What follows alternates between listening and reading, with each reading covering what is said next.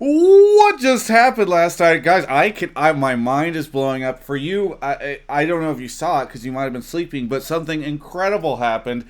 There's so much to talk about on Hotline League. We've got a short period of time because Mark, his life is just consumed with work now, and so he's able to eke out this little time for Hotline League 49. I woke up 30 minutes ago, so this is a little forced. I'm not gonna lie, but it's okay.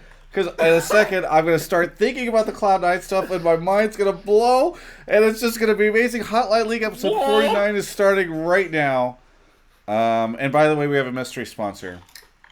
That would normally, whenever they're not a mystery anymore, there'll be a little ad that pops up here. Either way, let's get into it. Let's go around the horn. Mark Zimmerman. Sorry, by the way, there's a cursor. I'm running on a single window. This is what happens when I'm in Korea and still produce. Mark is here. Mark, how you doing? How you holding up? Yep. Holding up. Okay.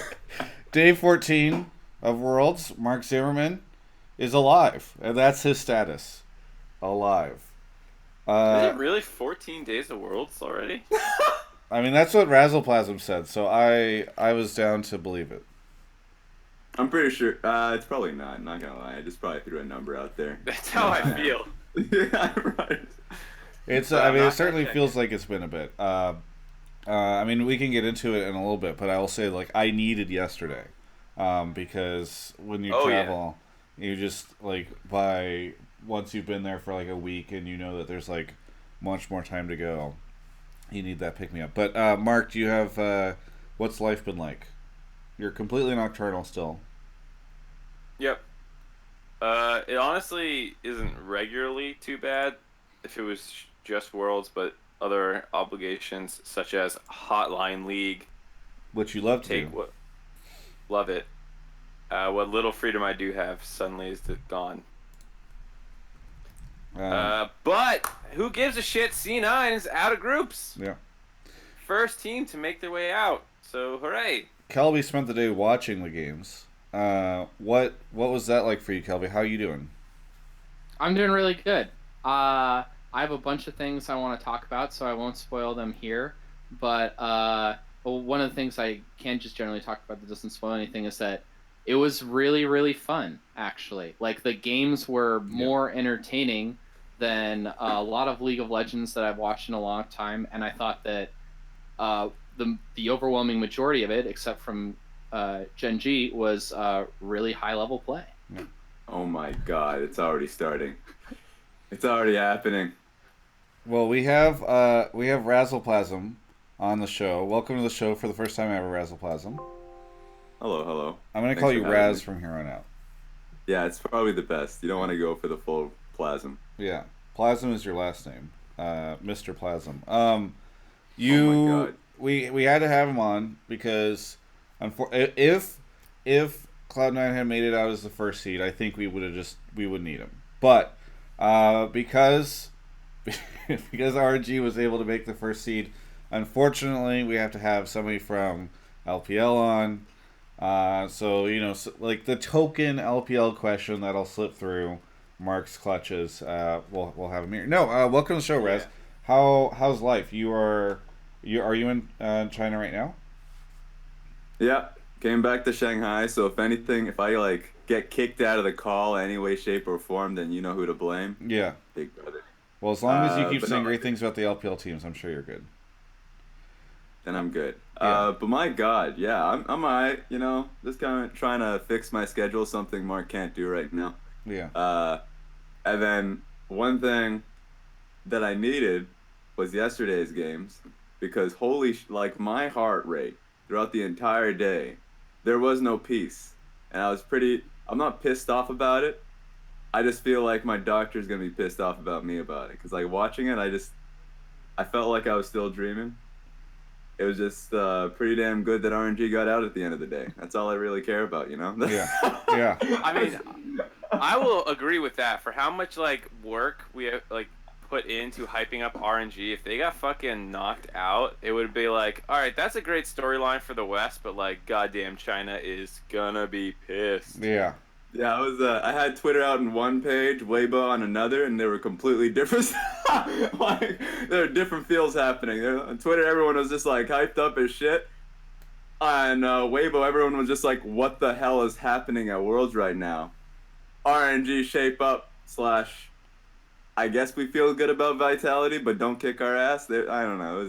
It was conflicting feelings on both sides. Yeah, Candace, the LPL host, came into the media room after that Cloud9 versus RNG game, the first one, and she was just like really worried for RNG. She was like, "Oh shit," because it's so funny. You can tell like there it was just such an assumption in everyone's minds after the first 4 days that like, okay, RNG's like best team at the tournament probably, so like everything's gonna be fine.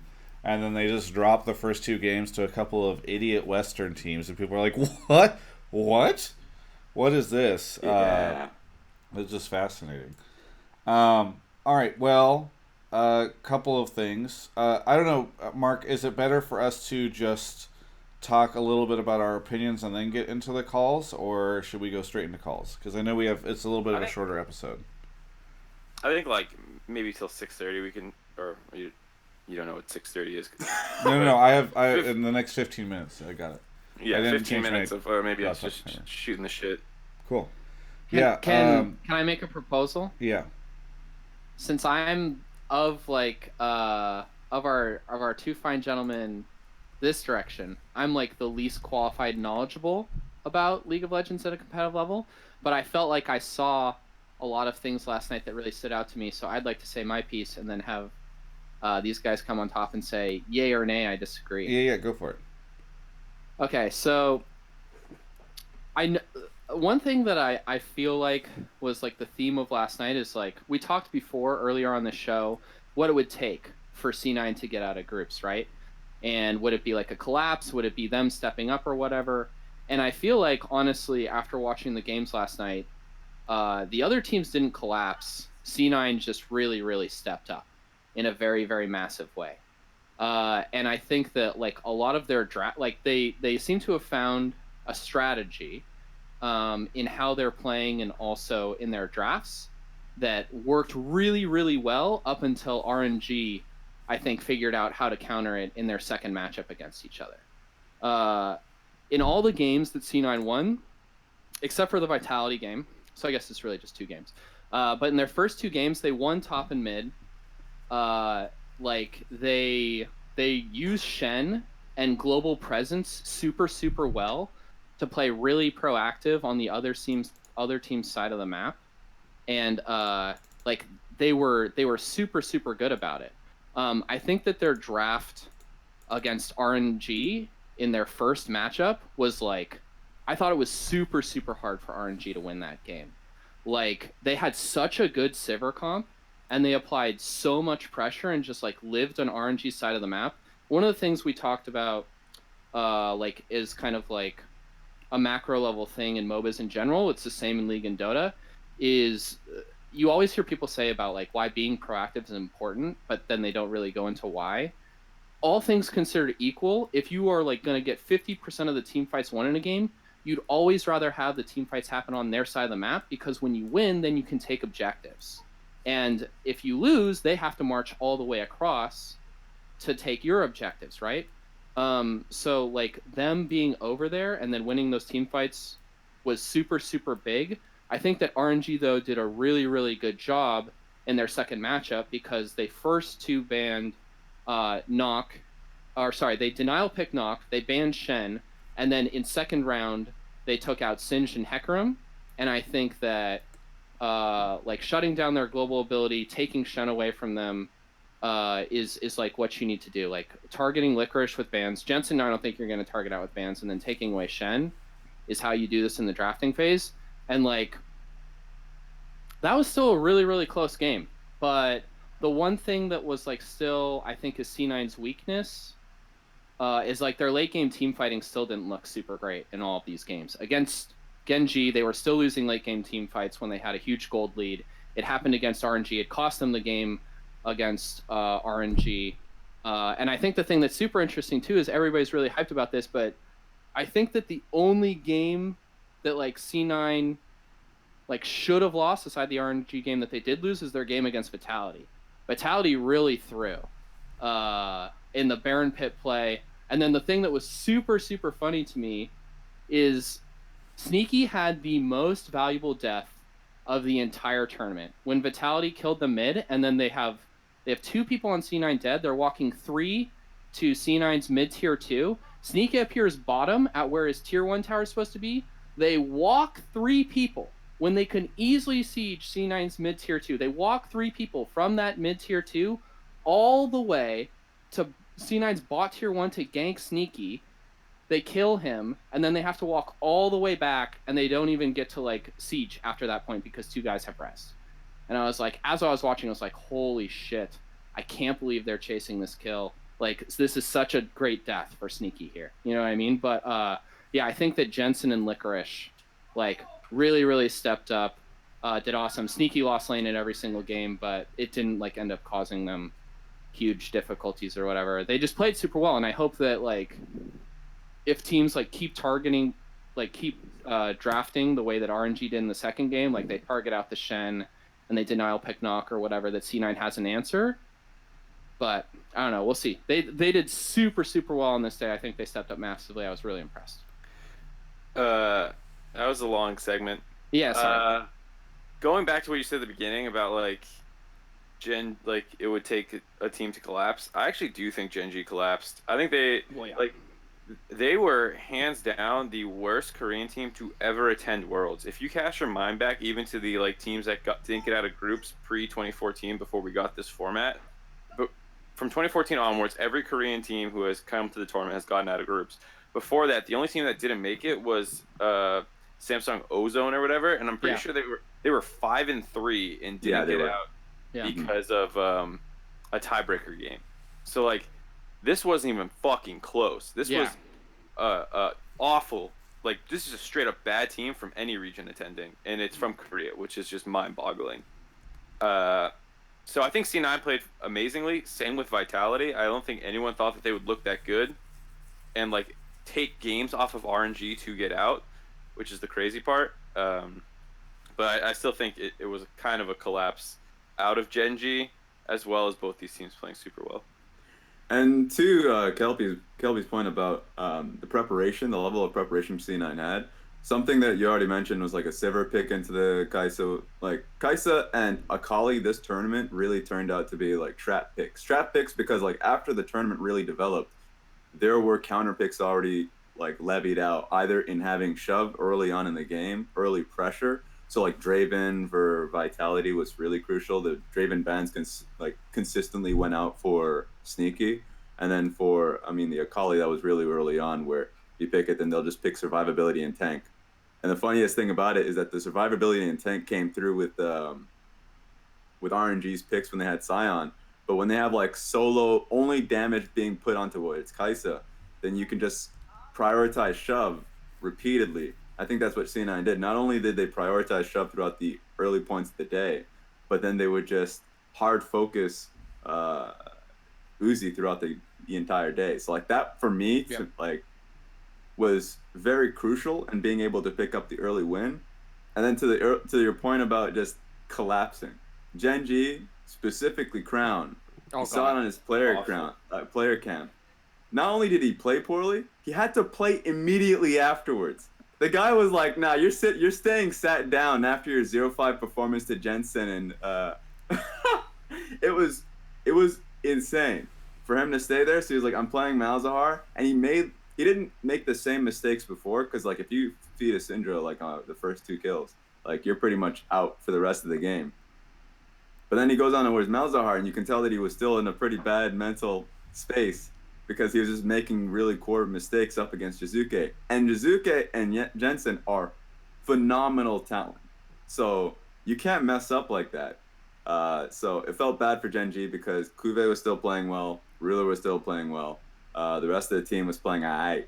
But it's unforgiving if you mess up that many times up against like a really well prepared opponent. So I just love the interview that Cloud9 had afterwards, where they just, specifically Sneaky, said that the biggest lesson he learned through scrims was just that you have to be able to take the fights. Like, you just have to fight. Skirmishing, willing to bring in numbers for team fights this meta when there's just no vision on the map. I know it's been like this for about a year now. That's so crucial, and that's been how teams from developing regions have really just came out. Specifically, like when Albus Nox Luna came out last time round, did they bring anything special? No, they didn't scrim all too much coming into the tournament. The special thing they brought was just all going mid and picking fights against an unsuspecting team. They did have some nice support picks though. They had like the brand and shit, but yeah, that was good. That was good too. I know we talked a lot about Cloud9, but I want to make sure we talk a little bit about Vitality before we get into calls, because I don't know, like with Vitality, like, okay, so Gen G collapsed, so those games were kind of like a wash. Although it still felt hype for the West to be like, yeah, we're beating down a Korean team. This never happens. And Vitality's mad. Like, there was a world for just a second where I was like, is Cloud9 going to be first seed and Vitality's going to be second seed? That would be insane. I'm sure Raz would not be happy, but that would be insane. And they played such fun League of Legends. Like, that was, with the exception of the Gen G games, which were fun for the West, I think, like, all of the games last night were so fun to watch. And, like, yes. Kelby says this sometimes, where he talks about how sometimes you have these really low kill games in League, and it's just, like, not super fun to watch. You're, like, 13 minutes in, there's, like, 2 or 3 kills, and you're like, like, it was just, there would be matches where, one of the first times I've seen this recently, where you have a giant team fight, and then you have to picture-in-picture. The production team has to picture-in-picture another smaller skirmish that's happening in another lane as, like, a side course to the main team fight. And I just think a lot of, like, what Vitality brought to the group, like, I feel like they just added a little bit of secret sauce and made it so bloody. It was really fun to watch. So. Yeah, I'm just sad that they ain't here. Like, the fact that they got third, and obviously that group is just hectic, so, you know, if you drop ship them to another group, they would do just fine. But Vitality, god damn, it feels bad that they're not in the tournament anymore, because they're the ones that brought that secret sauce from the beginning and inspired a lot of the teams in the tournament that felt like they didn't have a chance to come out and just roll with their style. I felt like it was super fun to watch, and I hope they continue to stay together. Yeah, hey, that team breaks up in the off season, I'm pissed off. Last question before we get into calls, but should we expect what we saw today to continue on in the next 3 days? Do we think that, like, the world's meta has shifted to this, like, really intense, like, skirmishing situation, a lot of, like, really fun, unique picks? Or are we going to kind of go back to, I don't know, I kind of felt like the first couple of days of Worlds, I was like, the meta is just not as hype as I want it to be. Mark and Raz, I think it's hard to say for the last two groups, but tonight should stay pretty crazy. I think all the groups, or all the teams in Group A, have, like, pretty different play styles. Like, G2's 1-3-1ing everywhere. Fengvu and Flash Wolves are more standard team. And then, like, Afrika should probably be 4-1ing with Keen, or at least, like, putting them on really scrappy tops. And I guess Fengvu kind of do that with Zeros as well. But, like, either way, all those teams feel like they have really different priorities in what they want to draft, so you should see a lot of fun. Yeah. Mm-hmm. Okay, well, let's get into calls. Mark, well, here, let me say topics. I pushed Mark to do this show a little bit earlier than we normally do, because I actually think there's just so much stuff to talk about. Obviously, there's a ton of stuff to talk about from last night, but I also think it's really important that we talk a little bit about, like, the fact that I Will Dominate basically lit a match, and just, like, the entire subreddit and Twitter and everything went up in flames. Kelby, did you miss this whole thing? I don't know what you're talking about. Okay, all I see are spoilers. No, so basically, this was before yesterday's matches. Dominate tweeted, you should go scroll, he's tweeted a bunch since then, but he tweeted, NA teams don't try. One of the players played 180 games of Fortnite during playoffs. These guys just play a bunch of games, they don't actually really try. And the entire subreddit, like, I've never seen this happen before, where, like, it just 180'd, and it was just, like, the strongest hate train ever on just North American pros in general. I turned on my stream after the game, or the stream sorry, the Worlds before last night, 2 nights ago, and I was just arguing with Twitch chat because everybody was like, NA pros don't actually care. NA pros just want to sit around on their asses and get paychecks. Like, it was insane. I'm sad you missed it because the hate train was real. So we can talk about that. Can I have a soapbox moment for that? Sure, shit? yeah. Well, wait till, because somebody's gonna call in and we can talk a little bit about it. All right, I'll hold everything up before at that point because before the show ends, we'll do it. All right, we're good. Because me too. I don't know what else. There's just a ton of different stuff to talk about. Mark, are there any big topics for you tonight?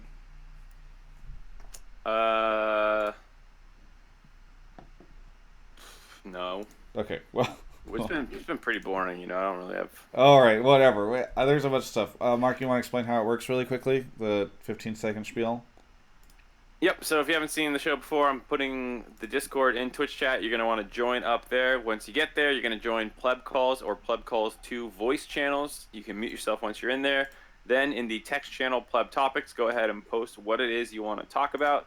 If we like what you're saying, we'll pull you into the waiting room, and from there... once it's your turn, we will take you, do a quick mic check, and then bring you onto on air so you can talk about it. Very good. And if you are a sub for Twitch chat, you can link that up with Discord, and you get to go ahead and put that into the sub chat channel. Kelby, I'm linking you the I Will Dominate right at the head. And that gives you can put your questions in there, or not your questions necessarily, your topics, because it's what we're more interested in. And that will give you a little bit of an edge. And it's just a way to say thank you for subbing. Mark's gonna go ahead and start pulling people in a second. Looks like you pulled a shit ton of people. Okay, he's already in there. Mark's ready to go. He's got an hour to do. The show's going to be a little bit shorter because we're running on his schedule. A couple of big shout-outs to some subs. Count001, Crave0, The One Spooky Skeleton, Shelburne, XIGen27, Legacy Blurry, Flip, Jocker, Genie Spool with 100 bits, Nanuku, 3 Months Krusty McSock, Benji, Buer, Clarinet Music, Can This Work Today? For 2 months. Hollow Moon LL, half a year. 6 months, here we go. Chinois Achiba, Laziness, 5 months. Mother Mango, and Warden Dresden is here. Warden Dresden, where are you calling from? I'm calling from Richfield, Idaho. Is your name a Dresden Files reference? It is. All right, well, I got you. What do you want to talk about on the show tonight, Warden Dresden? I want to talk about that, it's been a meme for a while about the gap closing, but with both EU and NA teams doing so well, showing up against not just Korea but China in their group, can we say the gap is closed? No. So Kelby, you didn't see this earlier, but as you started talking, you did your analysis. Twitch chat just started spamming. Kelby said C9 had 0% chance. Lol. It just, the whole chat was just spamming it. You stand by your, I don't know if you're memeing right now, but you seem to stand by your anti-NA sentiment. Yeah, I mean, I think it was a really nice day of League of Legends, and that's what it was. It was a really nice day of League of Legends. To say the gap is closed, I need results that are more indicative of that than that, I need to see a trend. Well, kind of what I mean by the gap being closed is that it comes up to just on the day performance rather than, that we're so far behind that we can't make it. Well, I mean, we haven't made it past quarterfinals once. Yeah, I think that's why I'm a little hesitant specifically for NA to say the gap is closed. I don't think any of us expected C9 to take 2 games off, or in a game off RNG, and Italia take a game off RNG, which is super cool. But I still feel like the gap is closed might be a fair statement overall, just between Korea and the rest of the world, but mostly the LPL and Korea. Yeah. And EU's been performing at Worlds for a while. I think EU's fine. That's why we take all their players and bring them to NA. NA players don't go other places, and there's a reason for that, you know? So I think like if the question is the gap closing, then it's a yes, because like last year we saw how close Misfits were taking down an SKT that wasn't technically Boom just yet. Europe is definitely getting better now, results wise. If we're just talking about where they're being put, remember Fnatic and Origin went really damn far, so like that's just a hard act to follow up. But if we're just talking about them close to being Korea, then hell yeah, like I think that's true. Is it closed as in just like now it's over, even playing field? China, North America, and Europe are just like hell no, hell no. We need to see an actual best of 5 with Cloud9 just up soon if they can get to a semifinals. But like for me right now, is North America like evolving? Is Europe evolving? I would say I have a lot of faith of Europe right now and how Fnatic's going to perform. And I want to see what this new Cloud9 looks like in the best of 5. Because we've seen how the old Cloud9 doesn't.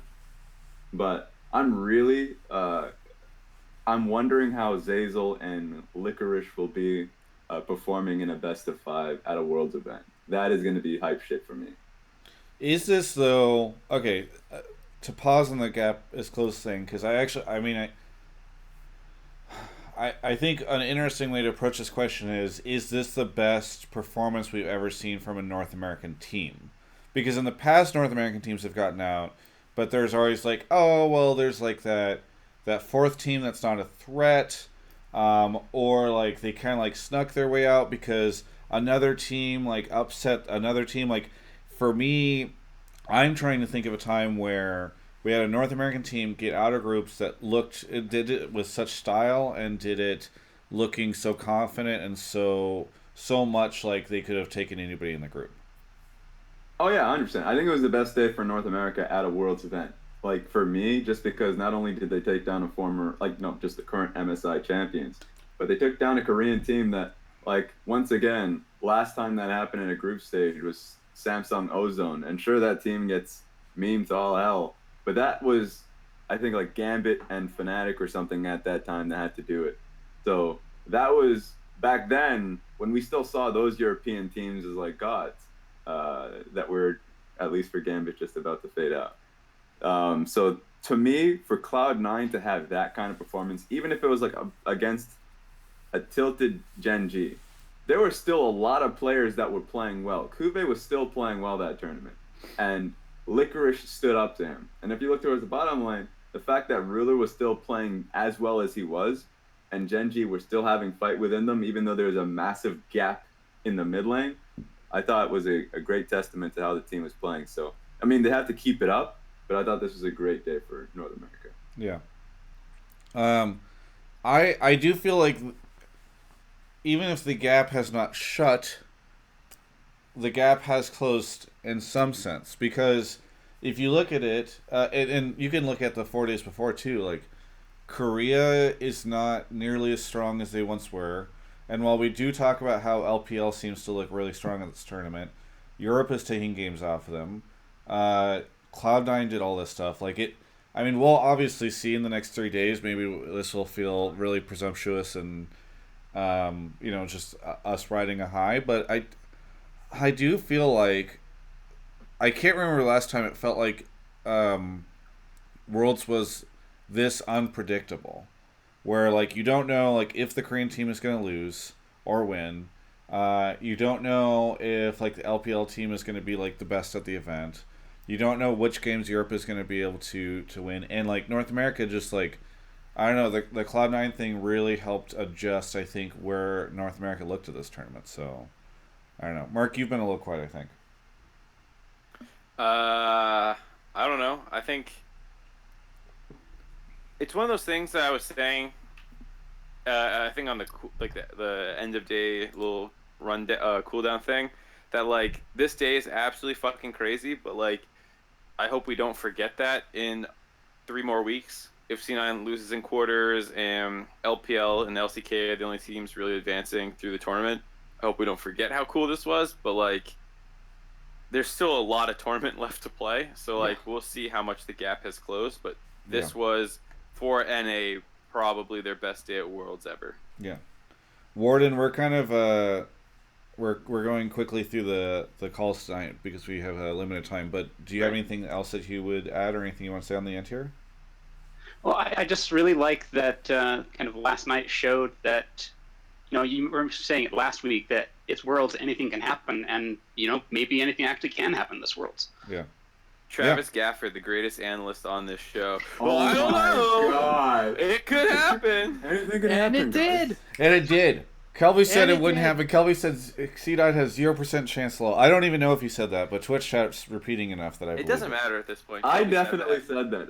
I like my pick'ems had no North American coming out. I was on the plan cooldown social saying, hey guys, NA teams not gonna make it out. Yeah. And then after all that bullshit that went through on Reddit, I was like, hey guys, I'm a fan of, I don't know if there's any NHL fans out there. I'm a fan of this team called Calgary Flames. They played poorly throughout the season. I don't expect anything from them. And then the next day, no, that literal day was Cloud9 coming out of group. So I think Yeah. I mean, that was nice. Mark, did you pull anybody to talk about? The one topic that I wanted to add in there was the analyst bias or broadcast bias. Did you pull anybody for that? There's someone who wants to just talk about like, oh, I didn't notice that like they're not at the actual event. Okay. Kind of thing. Well, maybe we'll But tackle we it can maybe then. lump it in there. Yeah. Yeah. Okay. Cool. Thank you, Warden Dresden, for the call. Yeah, thanks for letting me on. Yeah. Have a good one. All right. Catching up on some more subs. Where are we? Mother Mango for 2 months. 10K Cold Nights, 2 months. C9 Poggers, what the fuck, Travis? Mr. Fanic, 7, 4 months. Love your interviews. Keep killing the game. Thank you. Aaron Zale, Secretions, 2 months. Great job so far, Travis. Much love from U.GG. Secretions in the chat, helping to run some of the marketing stuff over at U.GG. Cool for Joe, gifted a sub to Alpha Griffin. The Pack 69 for 4 months. Frigio, 2 months. Thank you, Travis, for getting sneaky to play Pizza Sivir. Yeah, no problem. No problem. That was me. McHype subbed with Twitch Prime. Slingo Man is here. Slingo Man, where are you calling from? California, Apple Valley. Apple Valley. Oh, that is Where's Apple Valley at? It's up That's near about- Victorville. You drive through it on your Oh, way okay. to Vegas. Yeah. It's mostly tumbleweeds, I think. Shockingly, And no. apples. And what? Oh, I wish. What's that? Make the case for don't- Apple Valley for me, Slingo Man, because I've driven through it a million times. So Roy Rogers lives here, or used to live here. Obviously, doesn't anymore. Roy Rogers, big house on top of the hill overlooking the entire city, and it's just becoming a ginormous city, in my opinion. But then again, I've lived here my whole life, so. I normally make fun of people who live in, but I appreciate that you came out swinging on that one. That was good. That was good. This is the first time I've heard that on the show. Normally, I make fun of people. I normally make fun of people. Yeah. That's just a great way. What do you want to talk about on the show tonight, man? Okay, so with last night's games for C9, I think that them improving the way they are gives them hopes for them just getting out of semis. But in my opinion, it's just Quarters? not like Or semis? well, semis and quarters. I just think that I don't think they're gonna get far enough to actually win worlds. I like that. By the way, sorry. I like that in this pitch, you've already moved them past quarters. Yeah. You're like, I mean, they're on their way to finals. yeah, that sounds about right. Sorry, go ahead. No, it's just no, you're good. No, yeah, I don't think they're gonna get far enough. Like they'll get into semis, getting past semis, but I think if they do make it to finals, that whoever they're playing against, which looks to be a lot like either KT or what was that other team? Well, primarily KT. I feel like they're the ones that are going to go towards finals. Everybody's talking about how RNG is like, oh, RNG is going to be the final boss of Worlds this year. Now, in my book, I don't see it. Especially seeing how they played against C9 last night, I really don't think that. Assuming how the draft goes, I don't think they will be able to do good against it, especially if it ends up being C9 versus RNG, or C9 versus KT. If KT specifically ends up in finals with C9, if Licorice pulls out like a Lissandra or a Hecarim, I think that'll throw him off, and it'll basically just be like, whoa, what the hell are we going to do about this? So a couple things to hop in here on, and I guess I'll work backwards. KT versus C9 in the finals. Let's talk about that when it gets there, and I doubt KT would be surprised by a Hecarim or Lissandra, two things that Licorice has been playing a fair amount. RNG is the interesting one for me. Like, if they're still tournament favorites after last night, it's tough for me to say, and I'd love to hear what Raz thinks, but I was actually not very impressed with their win over C9. Like, they picked 3 winning lanes, essentially, and, like, a really aggressive early game team comp, and could not actually blow open the early game versus C9, who were playing very well, to be fair. But then, like, you know, Kelby was saying that C9's team fighting wasn't clean. I think it's more like RNG is arguably the best team fighting team in the world, and like C9 had a better comp and couldn't actually close the game out because RNG was playing super well. Xiaohu's stuns were disgusting, like, and I felt very confident in RNG's team fighting still. But the fact that they didn't have what should have felt like to me like that extra gear that they kick up to, and like stomp when MLXG is in. Like, MLXG came in, he was supposed to stomp, and he didn't fucking do it. He did against Gen G, but like Gen G was a wet rag at that point. So I don't know if I still consider RNG tournament favorites. I thought MLXG looked super bad against C9. Like, he was the worst player on their team in that game. Like, he had some really questionable Nocturne play. Like, I felt like Sven had a much better presence on the map playing Nocturne when he was doing it than MLXG did.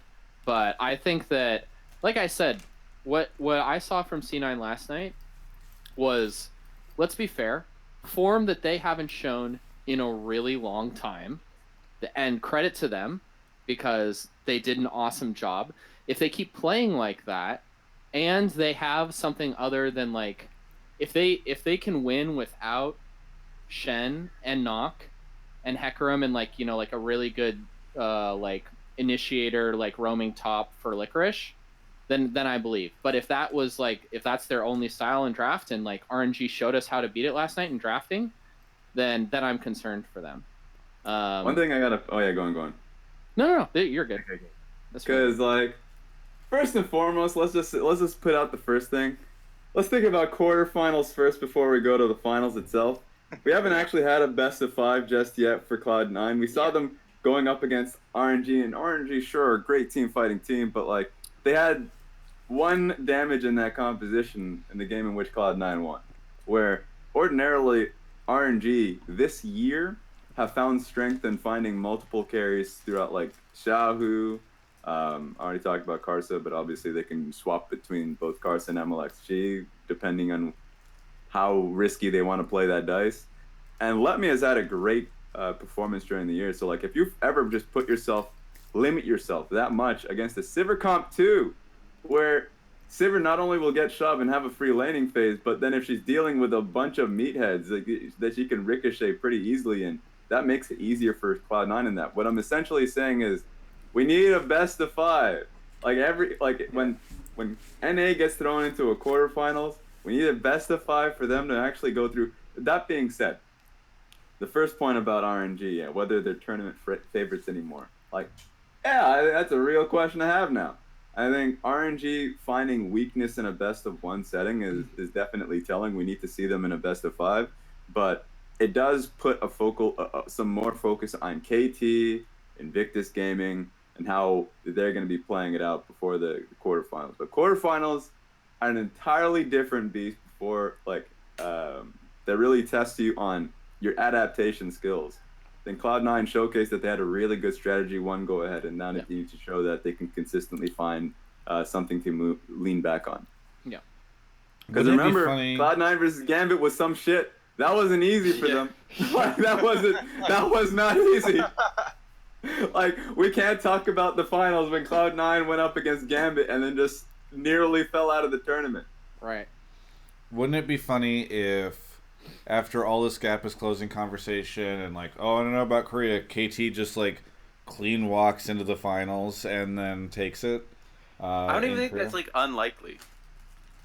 What's that? Yeah, KT looks pretty good. No, I know. I think just mean, like, unlikely, yeah. But I think there's a really good chance that they do it really easily, right? Like SKT style, where it's just like everything is, there's no challenge. And I had hoped previously that like RNG looked like a giant big threat. But those guys are losing to NA teams. How embarrassing. And EU. They lost to both Western teams. Yeah. Yeah, well, but I North think America. I think even if KT does like run the tournament though, it does say a lot if Africa and Gen G both don't make it out of groups. Like that's real bad. You only had one team that did anything. Yeah, come on. I think this was, for me, when I was following Korea, this is one of the worst splits that Korea's had in terms of finding like consistent teams, because teams really did fall off. Like SKT was a team that fell off. I would say Gen G, while they turned it up during the gauntlet, that team had like, they were like 5th place team in the LCK, and for them, they still had a lot of questions that obviously weren't answered for like some of their individual players. So for me, like for Korean fans, they're gonna be like, can we please take Griffin, Kingzone, like 2 teams that would definitely perform well. People like, I know Kingzone, there's a large meme about how they performed, but they went to the finals in MSI, so they would 100% be a better performer than Gen G.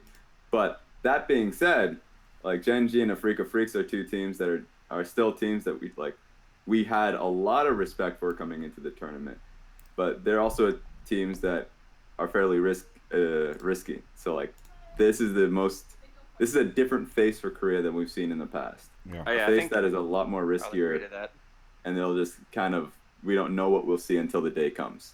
Yeah, everyone obviously wants to see Griffin, and I think like looking at their domestic performance, yeah, they looked way better than what we're seeing out of teams here, but like there's no reason that like Griffin wouldn't have shown up here and choked or something too, No. or struggled. Like you can't just assume that like, oh, if Griffin was here, they would have smashed. Yeah, because like TSM they was lost here. to Gen G. They'd look great. Did Gen G have any roster changeover from when they were world champions last year? It's the only 100% returning roster. See, that's the thing. They had at least some subs. Like Fly was an option, but obviously they kept to the 100%, like the same players. That's why this team's collapse is so surprising to me, is because they've already obviously proven that they can handle the pressure of the world stage. And last year, I think, when you go into a finals against SKT, even though SKT last year, like, how strong were they really? Like, it's not easy to play finals against Faker. Like, that can't be mentally easy. And then they come to this event and they just like, oh, man. It's so weird to me, but anything can happen. Yeah, and there are a few teams in the world that are really just, they thrive really well. Oh, who died? What's happening here? Mark? Rest in peace. My webcam did my typical not wanting to be on. Yeah. That's excellent. And That's it my point. it always switches to the other one, which is great. New Ang. That kind of fits into... Oh, Jesus. Oh, sorry. What's going on here? Go ahead. What's happening? That kind of fits into, like, I heard a rumor recently, or not even a rumor, it's just more of a thought, of how everybody's saying that this is probably the most balanced worlds as far as team compatibility. Then people are saying, like, without SKT being here, or just, like, the really big name teams being here, like, not all of them, like, most of them are, but not all of them, like, how they just, it's more of a balanced, fair play style. Yeah. Do you think that might be true, Mark? It's a balanced I don't know if lineup.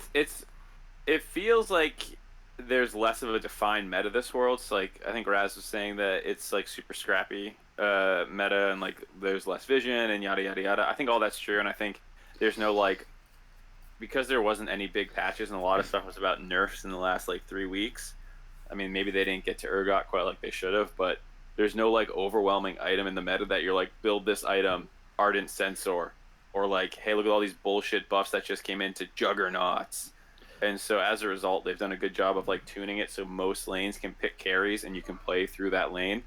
You see it in top, you see it in mid, you see it in bot, and at any point one of those can work. There's still power picks, of course, that people seem to prefer, but I think it's a pretty balanced meta, which then allows teams to find their, like, teams that have a certain playstyle are suddenly not like nerfed coming into Worlds. Like if you were a team heading into Worlds last year that didn't want to play around their marksman, you were just fucking worst team. Yeah. Which is great for a team like Gen G / Samsung, who have Crown, who's kind of doo-doo, but they have Ruler, who's great. And so Crown gets Malzahar duty, and Ruler gets all the resources. And like that's not how this worked this year. People were playing LeBlanc and Aurelia's and skill matchups, and he got dumpstered. Can I ask a question about something you said? Because I noticed this when I was watching the games, and I don't know if it was just a product of, you know, like the first time I was like analytically watching League for a while. In all these games, I was like, the map is dark, like past like 30 minutes, it feels like compared to in the past, like, and what did they change about the game where like you can't have as much vision control anymore? So this is a really interesting topic we've been discussing a lot off air, but we're having a hard time finding ways to correctly represent it on air.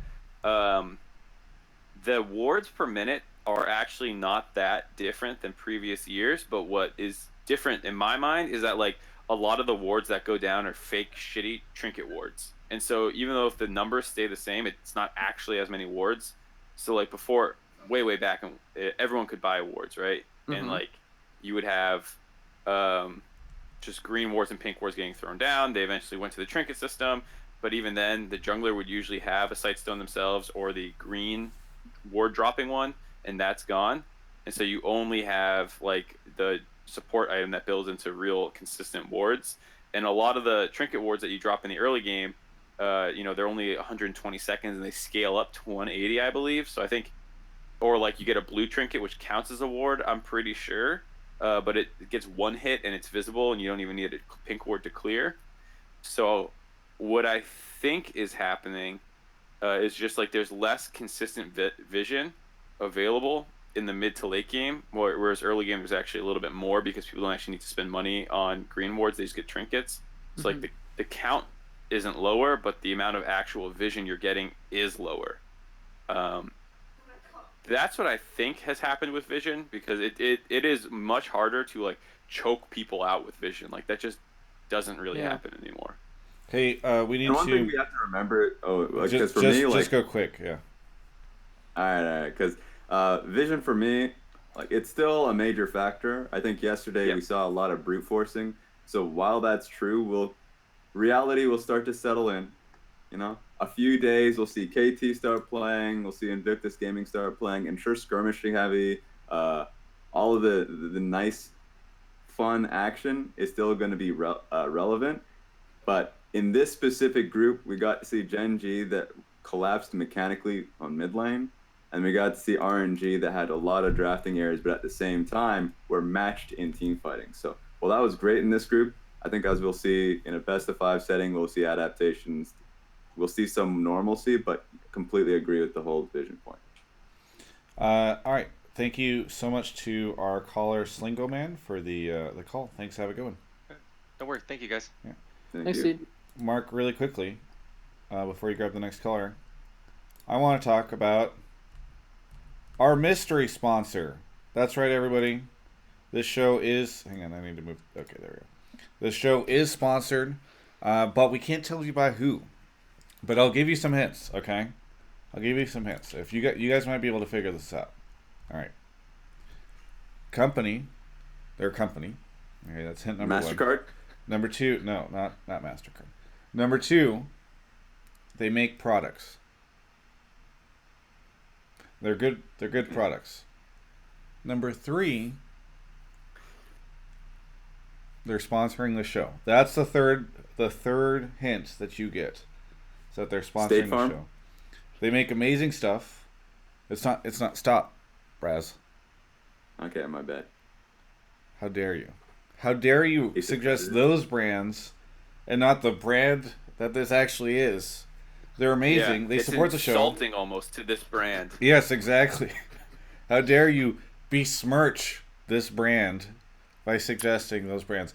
I just want to say thank you so much to their sponsorship of the show.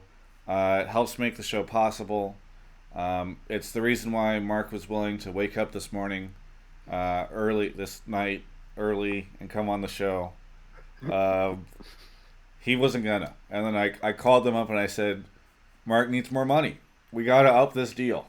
And they said, let's do it. After that Cloud9 win, we'll do it. More, fam. Yeah.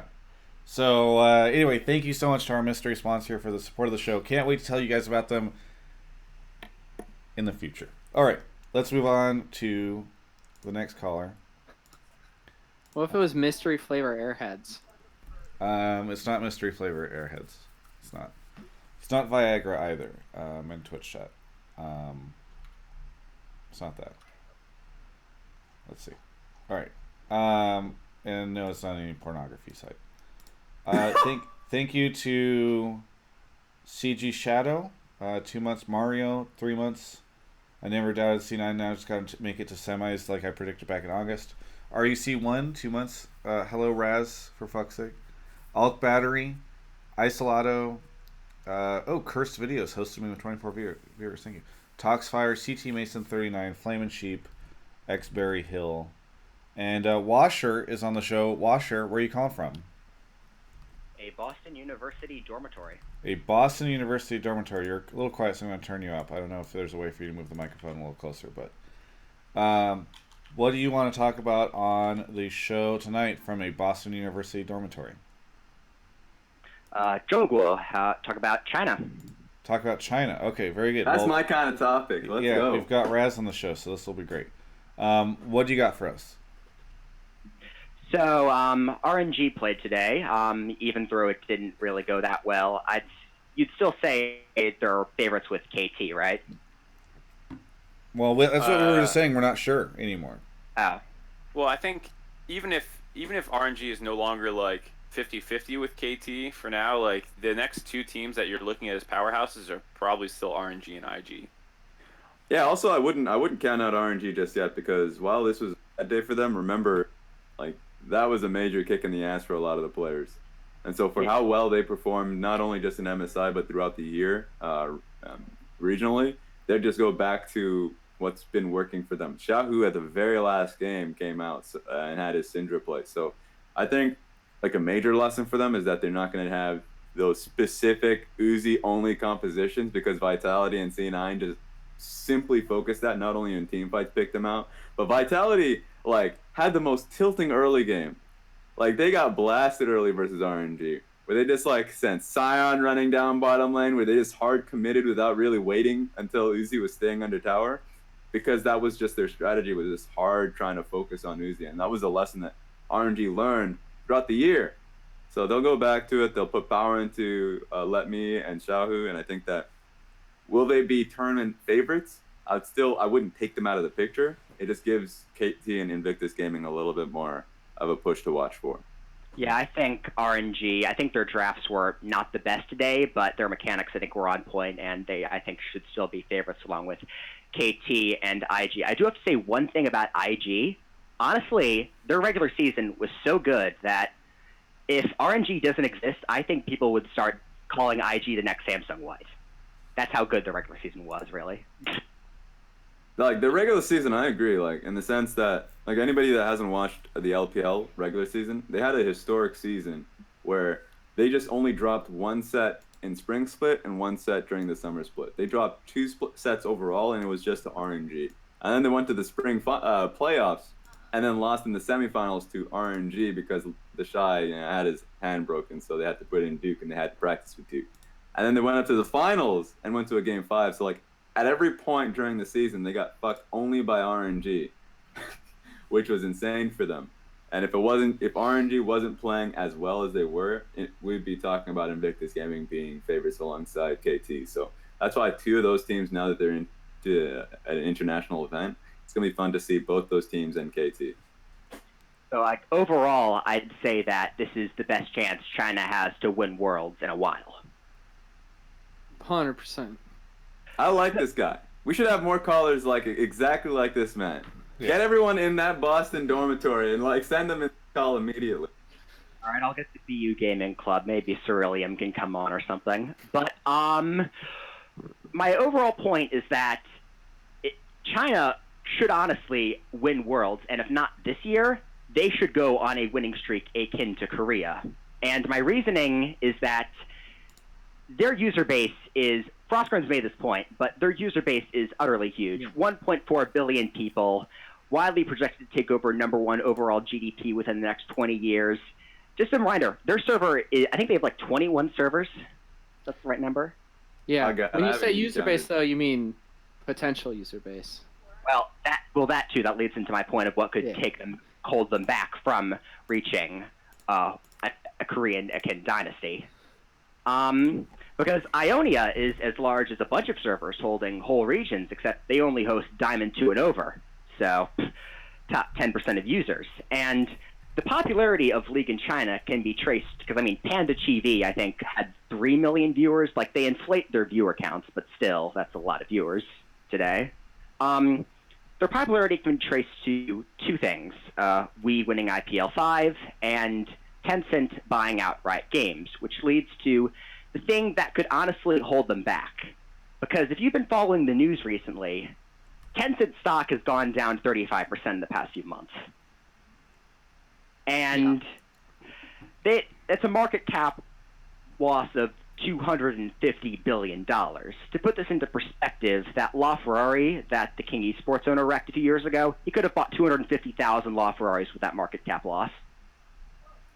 So the thing is, China could honestly go on a dynasty run, but the thing that could hold them back is government regulation, because the thing that's holding Tencent back is China thinking, what if games are some sort of rebellion, and we want to restrict that, because China's restricted things in the past. Just a few weeks ago, they banned Twitch. Twitter is very restricted. If you don't have a VPN, it is hard to use a lot of users' sites in China. So the real question is, how far will China go, and will it hurt their esports aspirations? Caller, I'm a little worried. You're risking Raz's connection to the show. He's gonna send Raz isn't saying any of this. Yeah. Wait, what's the question? Is it just like how far they go? So I think he just says thoughts. Speculating. I think the concerns are that China is potentially cracking down on video game usage and video game playing, which would in fact impact the player base of League of Legends. But do we know that it is impacting the player base of League of Legends? Like, I don't know if I see a direct corollary. As of right now, they could probably get away with it, and their user base would still be fine. But with what they're doing with games like PUBG, it could honestly take a big crack if they go any further. I mean, it could be the opposite thing. If they're banning other games, like, people will go play League of Legends. The thing is, they're also banned by Tencent. The thing is, will they stop? Because the thing is, okay, let me focus. What if they go to League? That's the question. Because if they don't go to League, well, China's user base keeps growing. But if they do, well, then it could take a massive hit. Yeah, maybe. But, like, I feel like it's weird to just discuss China's, like, potential political crackdown as a thing that could be a problem. It feels like it's possible. I understand it's very well within the realm of possibilities, but it feels weird to tie in those kinds of points to the fact that, like, currently right now League of Legends is fucking massive in China. Yeah. People talk about how there's just billboards plastered all over the place. You're getting massive investment from these teams and I agree. Yeah, like, I don't think China wants to, like, fuck themselves, and I think this is something they care about. So, like, I don't think that they'll just, like, destroy their own interests a little bit. Right. Yeah, it's actually, like, I think a lot of the fear about, like, the Chinese government, or at least, like, the crackdown is overblown a lot of the times. It's not, like, they won't cut in deep into their own pockets. It's not going to happen. Yeah, like, Twitch is not a China product. They don't give a fuck about Twitch. So when they ban it, they're like, I know. Well, that's why they banned Google, because Biden makes tons of money. So, right, like, exactly. my biggest thing about this is, like, the only thing that I'm not, like, that I actually care about that's happening, Chinese government-wise, is that they're trying to not destroy the eyes of the children in the future. So, like, the government has been trying to, like, not crack down, but there's been laws about how long someone can stay in front of, like, a game or a specific game. I don't know what's happening with that legislation. So, like, that's something you have to be afraid, like aware about. But nothing crazy, nothing at all is going to happen with esports for a long time for China. If it moves away from League of Legends in 2 years or something, or 3 years, then they'll just move on to another mobile game, because there are so many other esports that are just popular right now. So I think that the whole thing about fearing the government's involvement in a game, in an esport, it's not going to happen. All right, that's great to hear your thoughts on that. One more thing. Okay. The CLG Discord asked me to say about this. What are your opinions on the whole alleged leaking of scrims that G2 Perks alleged today. Okay, so I like two things I'll say about this is the Adwamne one. I'm going to specifically talk about the Adwamne one because that was brought in a little earlier. Where he was talking about back when H2K were at Worlds and IMA and EDG, you know, a lot of that. So we don't know what they know. Like that's the biggest thing that we have to be aware about. But remember, IMA and EDG, IMA used to be a sister team of EDG. Like IMA literally in the developmental league was EDE. So, and they brought in, a lot of them were EDG players. And then the coaching staff were brought in from EDG. So it's hard to ever tell, especially if you're like an international player or coach coming into it, which player or which coach is from which team. That's when I, like, regardless of region, I wouldn't, it's obviously like talking about the past, but would I scrim a team if I'm going up against a team that's that closely affiliated to them in the past? I would. And I think that's something that's specific to an H2K incident. Do I think that RNG like least like found out information about, you know, Gen G stacking on bottom lane bush? I think that's reckless to say that, honestly. Unless if they know specifically, because if G2 has been scrimming Gen G and they know that information, I would like to obviously find out how that came out. But I think that it was literally just Olaf, best level 1, Thresh, level 1. They saw Lucian Nami, which has been a Rogue Warrior strat of like cheesing the shit out of them level 1. They went into Tribush and then they kept going. That's what I saw. But I think that you never know with scrim leaking controversies in Worlds, but with the EDG IMA one specifically, I would say it's plausible. One thing I would say to that that's loosely connected is that whenever EG goes to TI for Dota championships, we past tense, it was always assumed that the Chinese teams shared scrim results with each other because we saw a lot of evidence of it in matches and stuff. Not saying that Dota culturally is the same as League of Legends amongst Chinese teams, but it was something we were super conscious of. Mm-hmm. It's also the kind of thing where, like, I think the amount of leaking that happens at Worlds, like, is... I feel like everyone does it, whether it's conscious or not. Like, one Western player will ask another Western player, like, hey, how are your scrims going? Oh, we're getting shit on. Seen a lot of this pick. Feeling pretty rough. Yada, yada, yada. And, you know, like, those kind of conversations happen all the time, it feels like. And so if someone's, like, going and saying, like, hey, you know, guess what, RNG? Gen G did this level 1 to us 5 specific times. Like, maybe that's what they did. But it also could have just been a thing where it's like, man, those Gen G guys are such fucking cheesers. And then, you know, like, I think it's hard to speculate on exactly what happened. Yeah. I think that one we'll probably never find out unless if someone just leaked, like, sends as much information as possible to prove it. But that one will always be a tough one. I don't think anyone will ever come out and give evidence to if RNG were leaking scrim on that one. But I don't know about the scrim culture with China, so it's always difficult with that one. Guess we'll have to refresh way though. Washer, thank you so much for the call, and Thank good to you. hear that CLG still has a community. Oh God, yeah, sorry. Yeah. That's the last time I was actually on here was saying We actually CLG got to go pretty quick here. So, Yeah. yeah, that was bad. Sorry. Sorry, Yep. Washer. Oh, he left. We have 15 minutes and 3 callers, so Okay. no one gets any extra time. Okay, go grab somebody else. Let's see. Single man, Sack playing. Real Foxy gifted sub to Endercast, The Gaming Orange 2 months, Blame Game LOL, Rebelcom for 9 months, Ranner TV for 9 months, Big White Goon for 2, Bebop 1988, and Fuber 2 with Twitch Prime, with the tier 1, Jenny's Pool 100 bits, and we're here. Dr. Manhattan is on the show. Dr. Manhattan, where are you calling from? I'm calling from Washington, D.C. Washington, D.C. You're a little quiet. I don't know if you can get a little closer to your mic. Is that better? Yeah, that's way better. Okay, really quickly, what's your topic? My topic is on the idea of, and I know people are going to kind of get upset about it, but I'll explain later. The idea that I feel like Worlds, on some level, I feel like people just, with results of Worlds, kind of absolve to some domestic results to some degree, and I think it's to the point where it's like a team can completely be absolved of everything that they do domestically based on their international results. Absolved as in, do you mean like if they I think sucked both good. domestically, they can do well, or do you mean like it can just in that sense, yeah. Okay.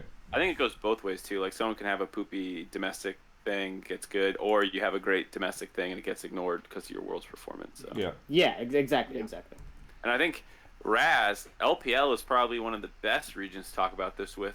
Baby. With Name and EDG, Clearlove, and Uzi, who actually got relegated one split. Like Western fans just think Uzi is this unconquerable god, even though like he did not perform well domestically for a really long period of time.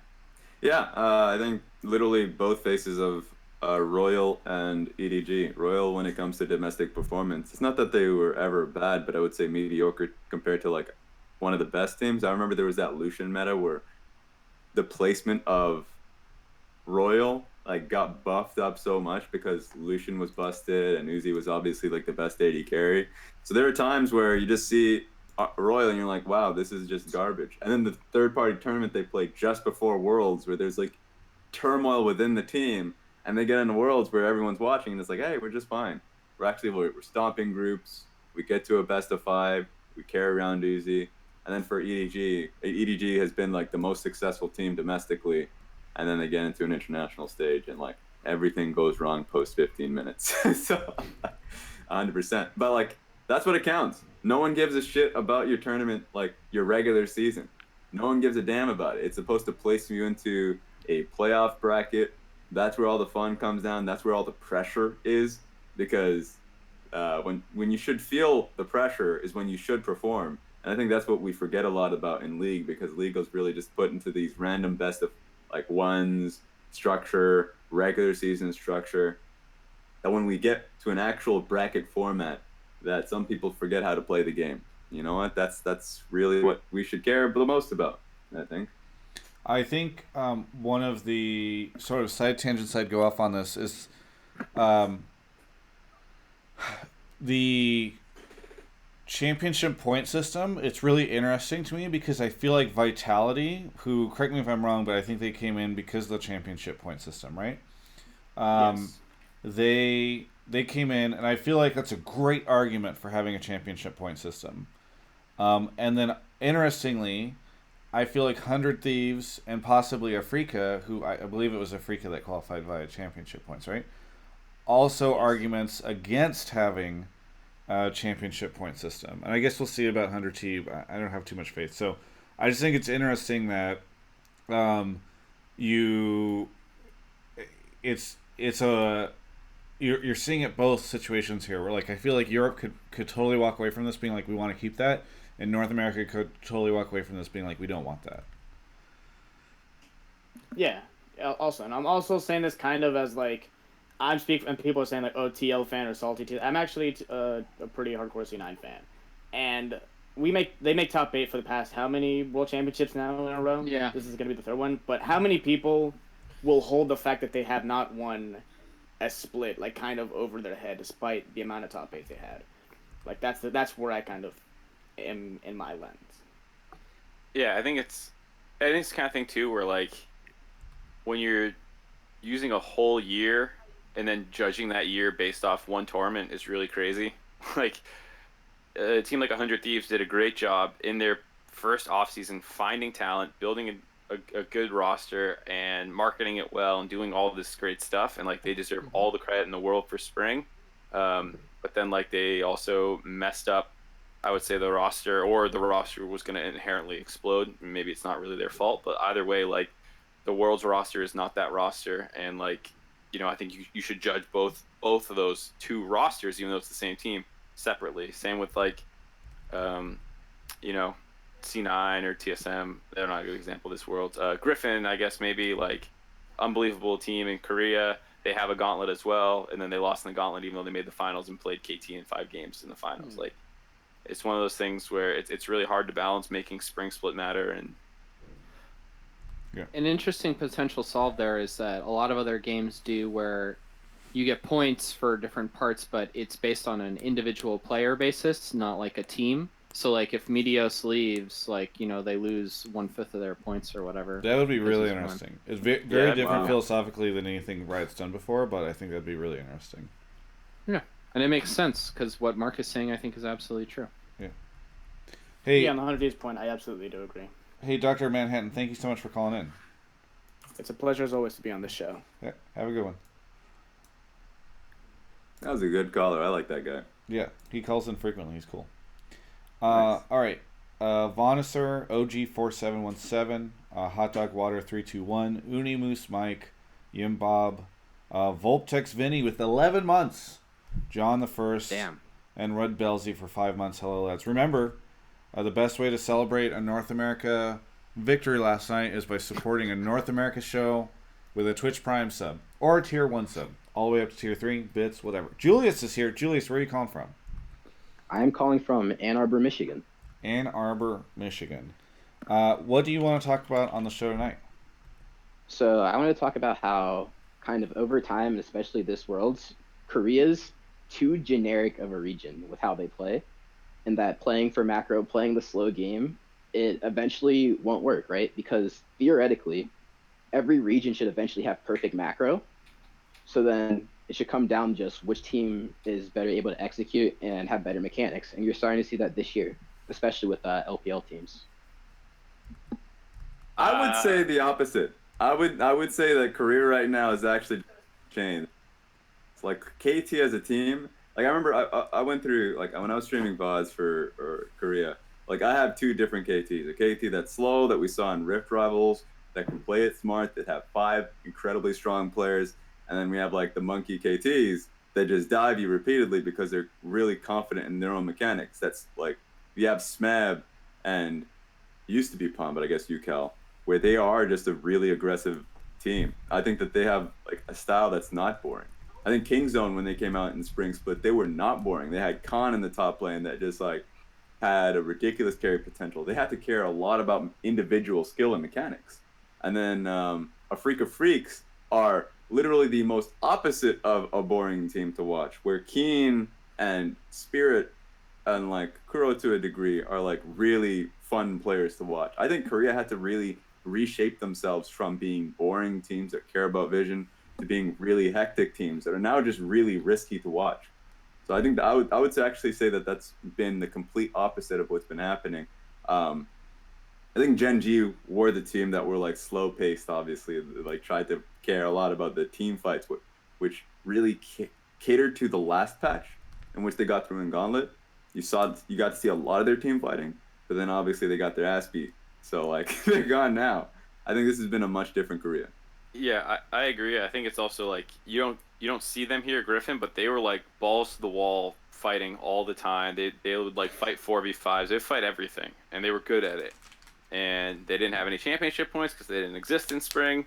And then finals sucked, and then they obviously I would say they choked feels like a weird word because Gen G was playing decently well in Gauntlet.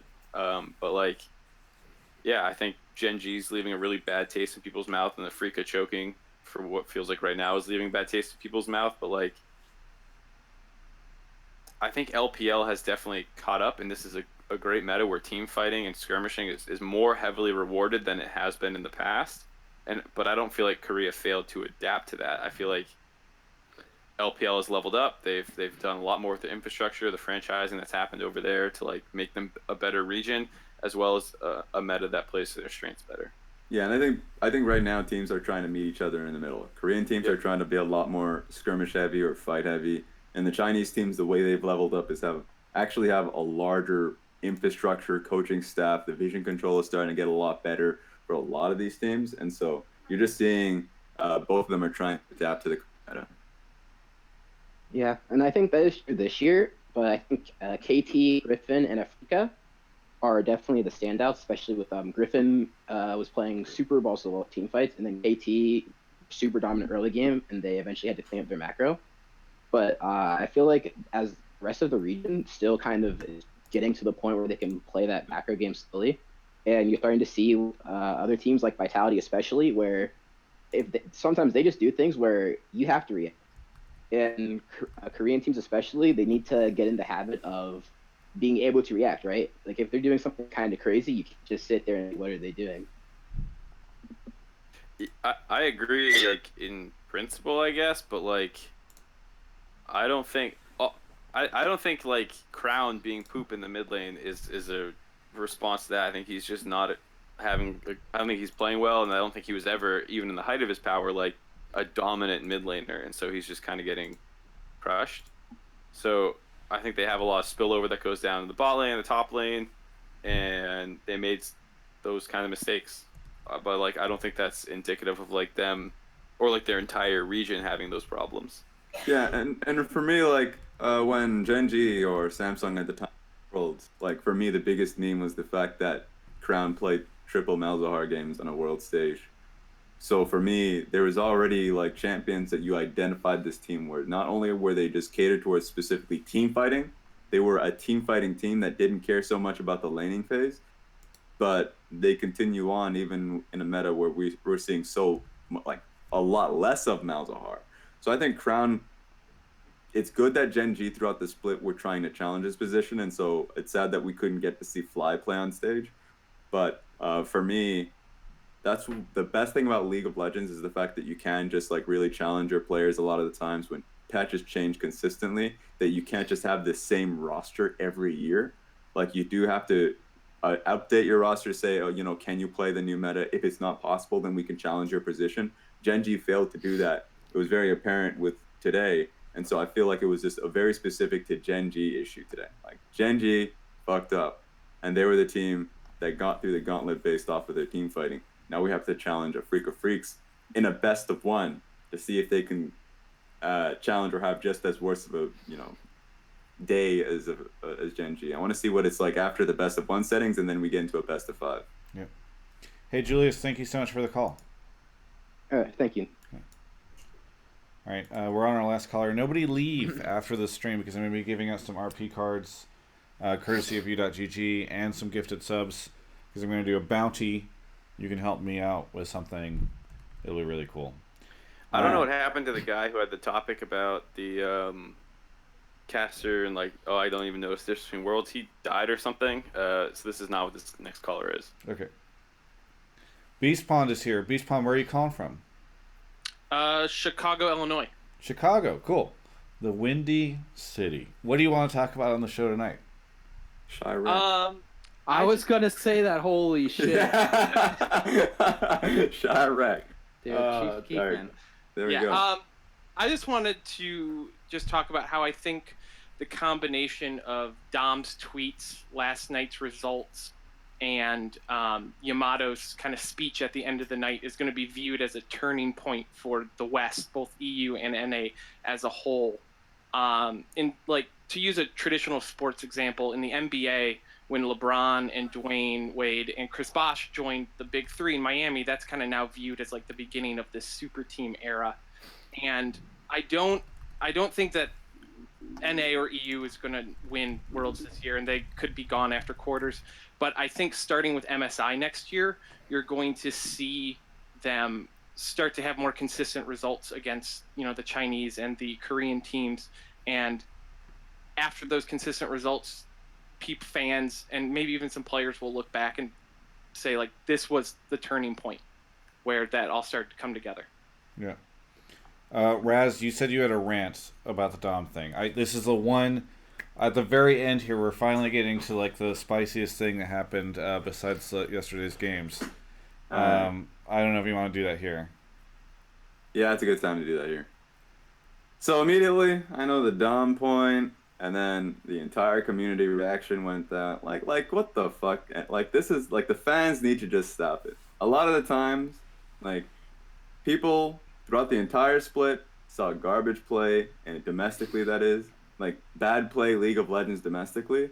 And then when they send their champions, their representatives over to an international event, and then they perform poorly, then you start throwing tomatoes at your leaders. You start throwing tomatoes at the people that are representing you. Like that for me is like, that's just some stupid shit.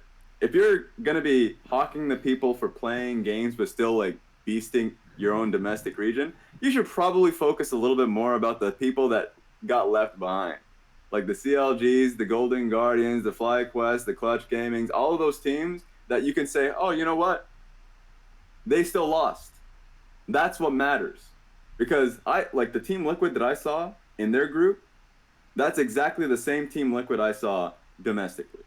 The finals that we saw in North America, the one where they just huddled up, double teleport, defensive play early game, play it out, and then just crush C9 on that one, that's exactly what I saw.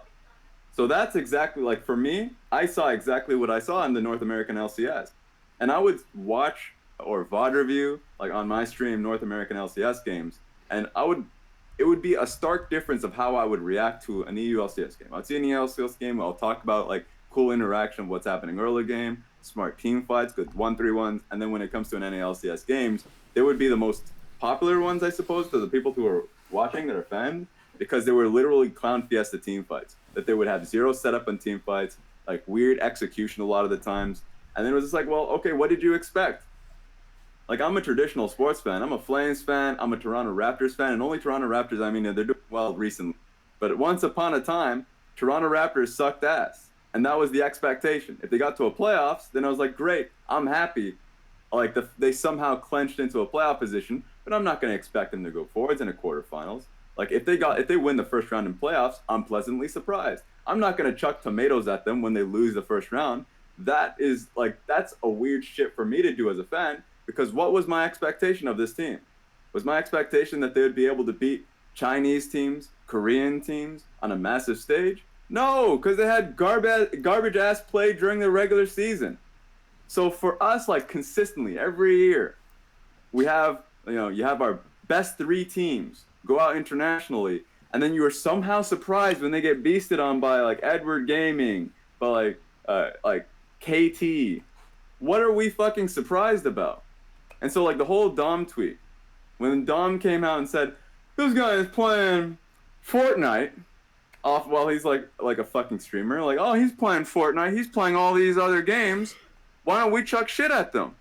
Obviously, he didn't do that. He just wanted to criticize them about playing games when they're going internationally, and that's a fair criticism, a small fair criticism, but that's not going to change anything.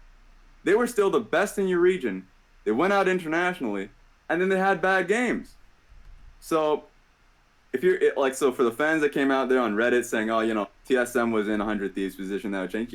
That's absolute bullshit. They would get beasted by Fnatic. They would get beasted by Invictus Gaming. That's just a fact.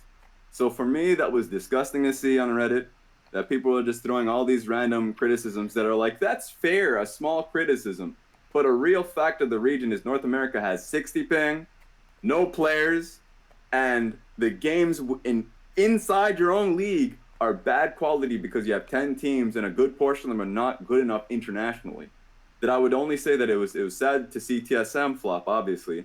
I think TSM would do well internationally, but obviously team play wise, they had some bad games.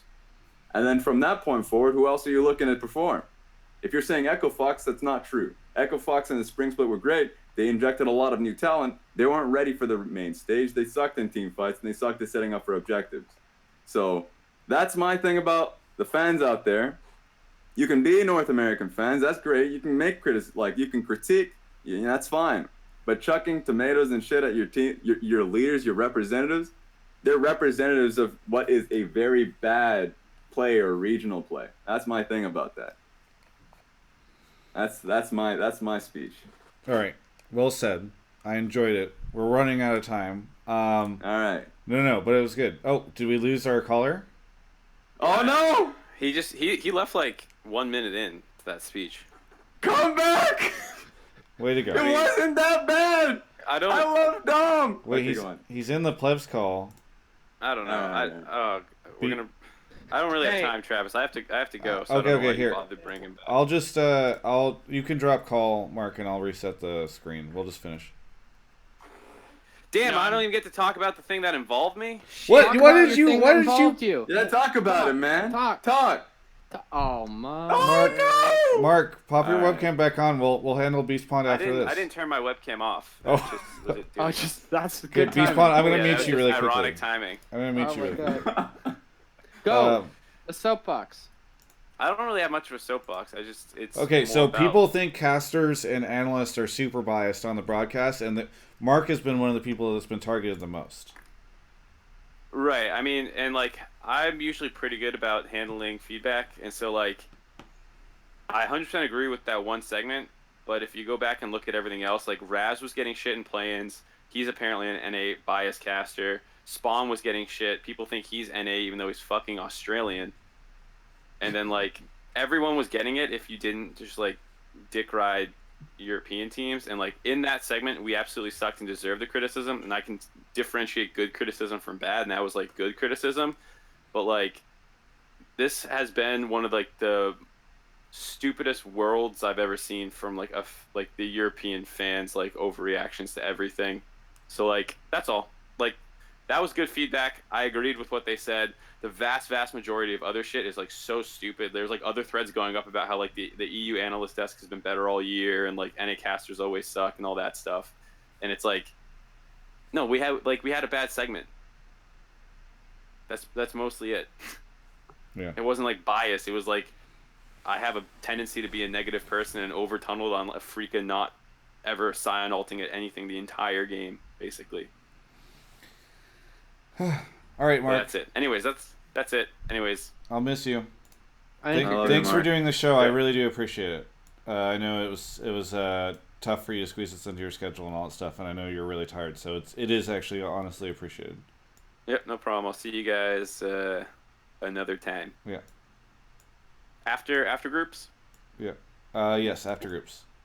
Cool. So you guys obviously days. keep talking, having fun shit. Yeah, we will. All right, sounds good to me. In memoriam, Mark Zimmerman. Okay. See ya. Ma. Okay. Let's see. In a second, the whole webcam thing's gonna go wonky, but I'm gonna unmute you now, Beast Pond. Sorry, can you repeat what you were talking about? Because you said that you felt like this is gonna be like a worlds to remember essentially for the West. Not necessarily a worlds to remember, but I think that if the West, EU and NA as a whole, get consistent results, that this worlds will be looked at as like the turning point or the start of that, or even like Misfits 5-game series against SKT last year. I just think that North America and EU are just going to start playing their style more pronounced. Maybe they've always been playing their style, but it will be a little bit more pronounced now, and that they're going to start to see, in small doses, a little bit more success against the Chinese and the Korean teams. Yeah, I mean it's hard to say how that'll play out because it kind of relies on, literally the next several years of competition, and I'm not ready to say yet that like we're gonna see all that stuff change, but yeah, I mean I could see that if things end up going that way. I'll say one thing about North America is that there has been a lot of there's been an evolution since franchising has gone through. Put in a lot of effort in coaching staff. That's where a lot of the gold has been pumping in, if you'd say. So for NA, the infrastructure is coming. I think it's been phenomenal that we've had that Academy League pop up. So you do see a lot of new players. I think this year we've seen a lot of players, a lot of new players, and I think at some point that's actually bad short term, because what we're seeing is like the teams with the most veterans are the most successful in spring split. Like TSM was one, Echo Fox when they had a lot of the old guard of the players in the bottom side of the map, including Phoenix. I don't know what happened there. And then when they had TSM with all their veterans, Team Liquid with all their veterans, 100 Thieves when they had Meteos in the jungle, and then obviously Cody Sun had already had Worlds experience, so like those teams rose up initially. Short term, the rest of the league was just trying to figure out like the competitive 101, how to work with each other as a team on a major stage. So like I think next year North America is in a great position where all of these new fresh faces have all of this Worlds experience, and they come into the NALCS next time around. You have great coaching staff and great players with experience. That's a long-term thing. I think this year, if North America get into semifinals with their new players with no experience, all that good shit, that is incredible. But that's a story that still needs to be written in quarterfinals. So like I'll wait until quarters and see how they do in a best of 5. It's just boring to say that, but that's literally what it comes down to. Yeah, as an aside on all this stuff, I know we keep kind of tangenting, I apologize, but one thing we didn't get a chance to talk about tonight is, like, it really felt like it was, I mean, correct me if I'm wrong, guys, but it really felt like it was a lot off the backs of Zazel and Licorice that we saw Cloud9 really push forward. Fucking two rookies, you know, coming in on Cloud9 and pulling that stuff off, right? Like, Zazel's the nicest guy. You know, he's just like this chill dude that just came in and is like going head to head against like the RNG bot lane, and not saying that he like smash lane or anything like that, but he's like making plays in team fights and doing all this cool stuff. It for me is really nice because I think North America has been, I don't want to say recycling talent, but like has not been doing as well of a job, I think, in the past of trying to find these rookie players, besides whenever TSM throws a rookie in and makes him a ward in the jungle position. And it's cool to see.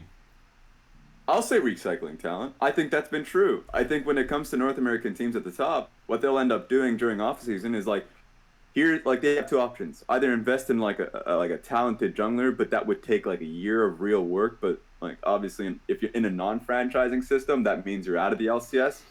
I know what that feels like. That's fucking sad. Or you go with an old guard that you may not see value out of in a year and hasn't really performed internationally, but like that's good enough to get you through the split, and maybe you like have a great year. And I think the best thing about franchising is that it doesn't exist anymore. That fear of relegation is gone. And so you can just invest. And what Cloud9 did this year was the riskiest shit anyone could do, where they just threw out the two new players that you mentioned, Licorice and Zazel. Zazel specifically is the biggest one for me because they had Smoothie, who was the best support in North America at the time. And you're like, you're replacing the best support with this bearded motherfucker. Like, what's this? Like, that to me, like this guy from Academy. You're like, who is this guy? And obviously now has come onto that stage and is now vying for, if not already, showing himself as the best support in North America. Like, had that not gone through, if Cloud9 stayed at last place in North America, hadn't gone to Worlds, or even if they had gone to Worlds and then lost to Gambit, North America they would go right back to saying, yeah, fuck new players. Fuck like Academy players, keep to the old guard. I think this has been an iconic moment for new faces, for owners in North America in the future to say that we can invest in a wiggly jungle. Like, that to me means a lot. That we can just look to Academy and then bring them onto our roster. So Cloud9, I think, had a major win, success for North America in the future. And that's something that will be remembered. Maybe North America gets like bopped out of the tournament in the quarterfinals, but this is a lasting impression for, I think, NA. Beastpawn, thank you so much for the call. Sorry, I know we kind of like danced around your question a little bit, but hopefully, my bad. Hopefully it was good. Oh, no worries. I appreciate it. Yeah, have a good one. You too. All right. As I said before, do not go anywhere Twitch chat because we're going to be doing some giveaways and stuff on stream. But that is the end of this official episode of Hotline League. Let me go ahead and really quickly shout out some folks who sent some Twitch Prime stuff. 20-year-old Asian girl who I wonder if she has to update her Twitch name every year. Boot Chen, Excel 4 for 5 months. Relith, ZTD09 for 2. Hayden Elephant, and the Wannabe Gamer. If you're watching the VOD right now, just click over to that Twitch link in the description and throw your sub this way.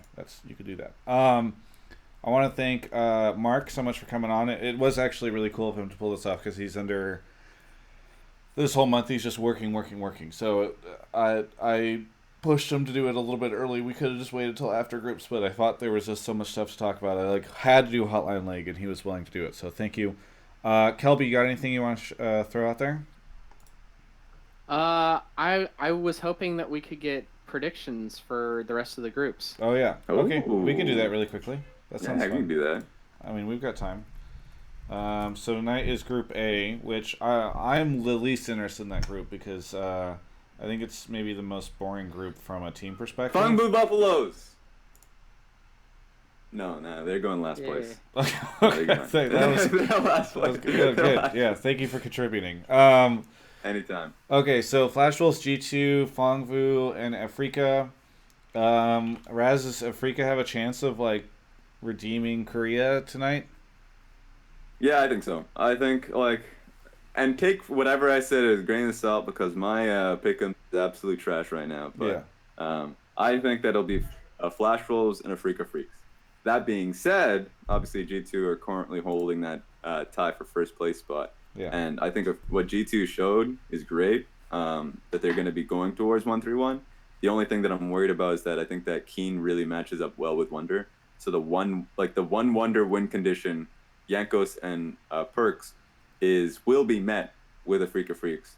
And it just comes down to the difference, I think, in bottom lane. I think just based off pure drafting of Freak of Freaks, last time made the mistake about the Heimerdinger point. It'll be banned. They'll challenge bottom lane. And I think a Freak of Freaks will come out ahead. Kelby? Dude, I actually have no idea about this group. This is the one group that I feel most concerned about predicting. But I don't know. I think that Afrika will probably make it out, but I wouldn't be surprised at all if they didn't. Yeah. I think it could maybe be Afrika and G2, dude. I don't know. Holy moly! Anything's possible. That's true. I think. Yeah. I think anything can happen in this. It's Worlds. I'm not even anything can happen. Anything is possible. Anything is possible. Okay, I have Flash Wolves and G2 getting out, and because I think Korea's gonna be they're tilted. We've tilted the whole region after last night. Yeah. And Europe. Oh, Kelby or Nick Allen in chat says least bold statement Kelby has ever made. That's true. But we tilted the entire region last night, and Europe, seeing Vitality, they know that they fell, and they must right at the last edge. They will push through for Vitality. My predictions are always made off of narratives, by the way, nothing to do with analysis or strength of teams or anything like that. So that's what I'll say. So I think Flash Wolves number 1, G2 number 2, Afrika slowly being behind, and I don't know about Fongu Buffalo. What is the next day? Next day is Group D, I think. Is the following day on the schedule? Let me double check. No, it's Group C. Group C. Okay. Oh, really? Yeah. Oh, yes, because today is. Okay, I thought Group D. Okay. Yeah, it's Group C first. Group C is KT and TL. Mm-hmm. Oh, you're right. Sorry, for some reason I had TL and Group D. Okay, so Group C is the following night. KT, Edward, Team Liquid, and Mad. I'll leave Kelby last because I want to see how he predicts this. But Raz, how about you? Literally, KT EDG is gonna come out of group. I think Team Liquid, they're learning lessons a little bit too slowly about how to pick up fights, and EDG have already been grilled in how to team fight because they had to go through gauntlet through like 2 Chinese team fighting teams that like taught them that you had to pick tank, stop lane, roll it down dragon. If Team Liquid do the exact same thing Cloud9 does and have that that Scrim revelation, then great. But as it stands, EDG just has too many talented players. I think they can get trapped into Kaisa. I think we saw the problems of dipping too much into the late game and having a bad laning phase. So that's a possibility. But I don't think Doublelift is the type of guy who dips into Draven. At most, he's gonna go like Jhin. And so we're going to maybe see a Jhin lane. But that's not going to be enough. So I think that we're going to see KT and EDG come out. All right. As I said, we've tilted an entire region. Edward Gaming and Team Liquid. KT is... No, I'm just kidding. I'm worried for Team Liquid because I feel like the sort of fighting that Cloud9 and Vitality were able to pull off in order to take out Eastern teams, I don't know if Team Liquid's capable of. And that's my big concern for them is I just don't know if they're going to be able to outclass enough in the other lanes to do it. So I probably have KT and Edward, sadly, for TL. Kelby? You're KT and TL. Yeah? Wow. I will not pick against Peter. And I also just was not impressed. Like, I wasn't very impressed with EDG. I think that, I don't know. They definitely look like by far the weakest Chinese team to me. I don't think that they're anything special at all. All right, and that leaves the final group, which is Group D. Invictus, Fnatic, 100 Thieves, and G-Rex. I'm going to go with Invictus and Fnatic. And I think Fnatic will come out in the first Who's season. going to get first? Yeah. Oh, okay. What the hell? All right, Yeah. you know what? What's going on here? We guys? inspired a region last night with Vitality, and I think I think Fnatic will show up. You know what I think is going to happen in this group? What? I think that Fnatic is getting first, and I think that Don't say it. 100T Don't fucking say it. will. Don't say it. I think they will beat IG and lose to G-Rex. That's what I'm calling, dude. Kind of counter logic. 100T will beat IG and lose to G-Rex. You heard it here first. Lock it in. Make your bets. Make your fucking bets, dude. Oh no! Anything can happen. I'm embracing it completely. What the? You can't have Travis control the show. He Yeah. can't control the narrative. Don't say it, and don't say I didn't call it, man. Raz? Invictus Gaming is taken first and Fnatic is second. If 100 Thieves... No, I'm not even going to say it. That I would have to wash that taste out of my mouth with some Valentina hot sauce. Here's what's gonna happen, dude. Like C9 made it out. TL is gonna make it out. 100T is gonna be like riding on like this USA hype train super hard because after TL makes it out too. If TL made it out too, then all of NA is gonna be like, oh my god, like, oh, it's insane. And then when do they? What's the schedule actually for that day? This is really important to my prediction. That's true. 100T plays Fnatic first. but they do play IG before they play G-Rex, which I think is really important. They beat IG and lose to G-Rex. I really wish they didn't play Fnatic before all of this. That kind of like potentially sours my prediction. But yeah, like my thing on 100 Thieves, there's a possibility anything could happen with Team Liquid. I can throw that out there with the Travis accent all in tow. But 100 Thieves, even if they come out with a completely different strategy, nothing can like cover up what's happening in the mid lane. Like for me, their talent is too weak. The biggest thing with 100 Thieves in the spring split that covered all of this up was the fact that they were just a smart team that Meteos in the jungle would have the veteranship that they would be able to make the right calls around team fights, and that they had obviously team fighting AD carry and Cody's son. Now, we know what happened. They brought in Rikara, and I'm fine with Rikara as long as he has some experience during the year. But we know what happens with this putting in a newbie when in semifinals, worlds, not enough experience, not enough time on the stage. So that's just, for me, there are too many holes on that map that someday cannot dig out. Yeah. No, I mean, and that's what I set up to this point, is that 100T was going to get crushed every game because they are bad individually. Yeah, okay, people are saying they'll lose 3 lanes. That's wrong. Someday's going to win a lane, but it won't matter. Yeah. It's too hard when you... Yeah, last night I was like, oh my god, if Cloud9 gets out in first seed, because there was a chance of that. I was like, the buff that Team Liquid is going to get, I just, in my mind, it's just like that. I know that analytically, but still, I somehow felt like that was just going to force Team Liquid, they just knock them into shape and they just come out swinging. I was like, but still, no faith in 100T.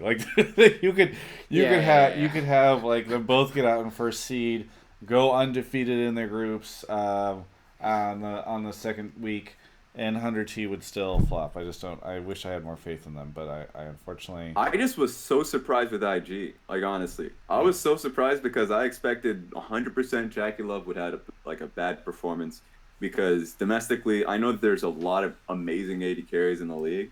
But Jackie Love is a Draven type of player. No, he literally is when he first came into the competitive scene, he was a Draven one trick. He loves dipping back into Draven at times. And he plays a lot of champions, but his thing is that he's the type of person to face tank. And so a lot of the times Invictus Gaming would lose games or lose a lot of tempo because he would get picked off on the map randomly. And it didn't happen. He actually just stomps people in lane. His team fights were exceptional. He wasn't nervous at all for what was a rookie year for him. So yeah, Invictus Gaming doing better than I anticipated. Yeah. Well, that is the show. Thank you to Hobbs203, then the Quelchinator for your sub, and Thenapora. I think I got Thorn179 at 11 months. and the Wannabe Gamer, and Hayden Elephant. Kelby, do you have any shout-outs, any plugs, anything you want to say here at the end? No, I'm good. I'm Nothing? excited for. No, yeah. I'm excited for. I also don't super care about tonight, but the 2 nights after that, I'm excited to see those groups. Yeah. Should people care about tonight, Raz? Yeah, I think, remember, the biggest thing is between Afrika Freaks G2 and Flash Wolves. So Yeah. G2, I know we elbow dropped Europe a little earlier on, but Europe could get out of groups, and that's a big takeaway. So I think that's something that a lot of people will be looking towards. Kelby, I don't think anybody from this group is going to make it past quarters. That's why I don't care. Okay, that's fair enough. Kelby, Fenrir in chat is screaming, Chainsmokers, come on. I need to refine my Chainsmokers pitch, dude. Okay. It needs to be leveled up, and I haven't had time to level it up yet. Well, you know what? Because Kelby didn't do it, I'll shout out Fenron Jenkins, an amazing Twitch streamer, Total War streamer. He's in chat right now. I'll type a shout out Fenron Jenkins in there. Go check out his stream. Hang out on my stream because I'm going to be doing some giveaway stuff. And you can help me complete a bounty, which is where I stream a video game, people watch it, and I get paid if more people watch it. And I need to get paid. Thank you so much to Raz for coming on the show. Really appreciate it. It was a pleasure having you on, dude. I'm glad you were able to make it on somewhat short notice. It's a fun time. So far we had who did we have? Oh, we've had all the international folks on. We had Shocks on, then we had Foxtrot, now we have Raz. So it's kind of nice to be getting some non-NA folks, even though I know that's where you hail from, Raz, on the show. So everyone, thanks for watching. Shout out to Twitch Prime. Thanks everyone for watching my interviews. There's a ton of stuff going up on the channel on YouTube, so check that out. This has been Hotline League. What is it, 48? This has been an episode of Hotline League. This one is 49. Thanks for watching Hotline League episode 49.